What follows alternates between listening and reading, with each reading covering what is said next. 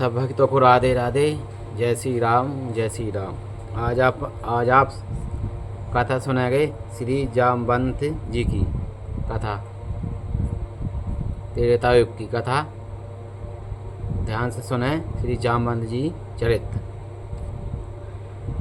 ऋषिराज जामवंत ब्रह्मा के अंश अवतार हैं।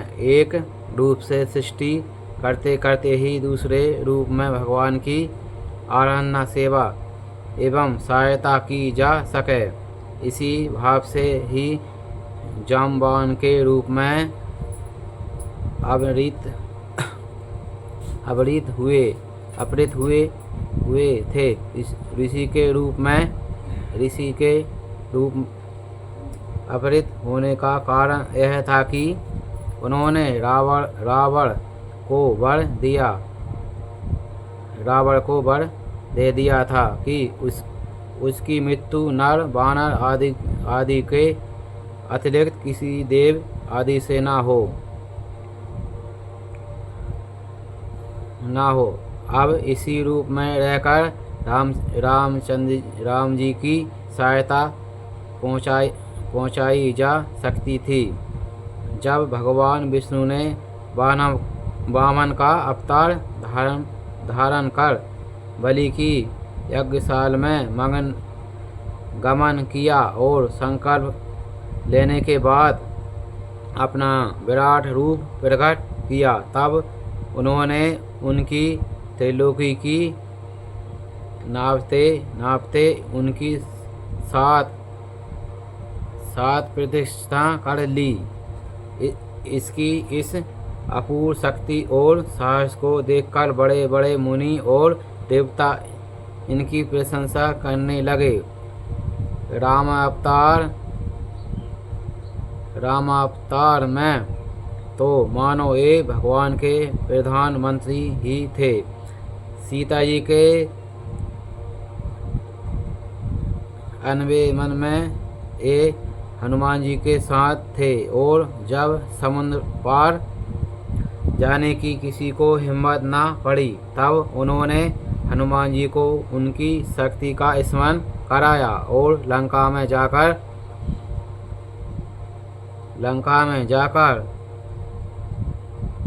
क्या करना चाहिए इस विषय में सम्मति दी।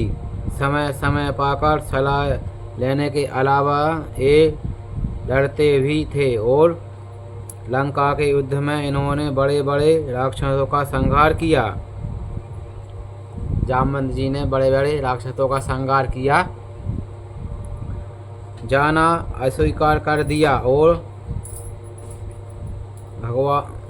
भगवान राम के चरणों में इतना प्रेम था कि उनके अयोध्या पहुंचने पर उन्होंने वहां से अपने घर जाना अस्वीकार कर दिया और ठहर लिया कि मैं आपके चरणों को छोड़कर कहीं नहीं जाऊंगा जब तक भगवान राम ने द्वापर में आकर दर्शन देने की प्रतिज्ञा नहीं की, जब तक ये अपने हठ पर खड़े ही रहे। अतः उनकी आज्ञा मानकर अपने घर आए और नित्य भगवान की प्रतीक्षा में उन्हीं का चिंतन स्मरण करते हुए अपना जीवन व्यतीत करने लगे। जामवंत जी भगवान से आज्ञा लेके, भगवान ने जब तक जनई का मैं द्वारकापुरी में मिलूँ तुम्हें, जब तक जामवंत जी चरण नहीं छोड़े। फिर भगवान फिर देखो भक्तों, फिर जामवंत जी वापस आ गए अपने घर। द्वापर युग में श्री कृष्ण अवतार हुआ। उस समय द्वारका के एक अधवंशी सताजित सूर्य की उपासना कर स्मंतकमणि प्राप्त की। एक दिन स्मंतकमणि को पहनकर उनका छोटा भाई वीरसेन जंगल में गया हुआ था। वहाँ एक सिंह ने उसे मार डाला और मणि को छीन लिया। तत्पश्चात जामवंत ने सिंह को मारकर जामवंत जी ने सिंह को मारकर मणि प्राप्त कर ली। अब आगे आप कथा सुना। वह मणि ले ली। इधर द्वारका में कानो कान यह बात फैलने लगी कि श्री कृष्ण उस मणि को चाहते थे। उन्होंने ही प्रसेन को मारकर मणि को ले लिया। भगवान पे कानो कान खबर हो रही द्वारका में, भगवान ने मार के मणि चुरा ली। भगवान अब उसका आगे सुने आप कथा।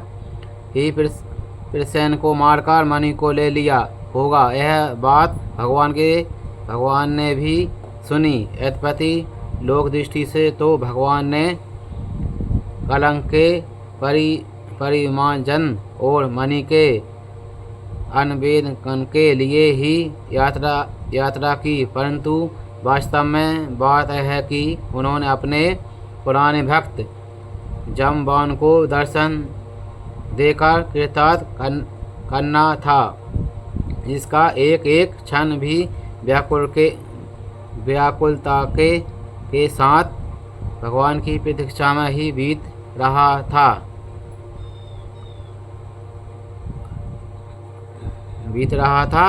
हाँ, तो भगवान कृष्ण जामवंत के घर पहुँचे। भगवान श्री कृष्ण जामवंत के घर पहुँचे गए। उस समय उनका पुत्र मणि के साथ खेलता हुआ पालने में झूल रहा था।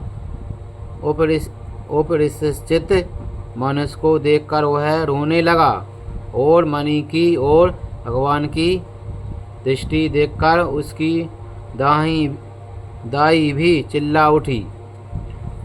जामवंत आए। भगवान को इस रूप में वे नहीं पहचान सके। भगवान की कुछ ऐसी ही लीला थी। भगवान को जामवंत जी कृष्ण रूप में नहीं पहचान सके। भगवान की यही लीला थी। दोनों में बड़ा घमासान युद्ध हुआ। 27 दिन तक लगातार युद्ध करते करते जब एक ने भी हार नहीं मानी, तब भगवान ने एक घूंसा लगाया, जिससे तुरंत जामवंत शरीर शिथिल पड़ गया। भगवान ने जामवंत जी के घूंसा लगाया तो जामवंत जी का शरीर शिथिल पड़ गया। वहाँ आप कथा सुने।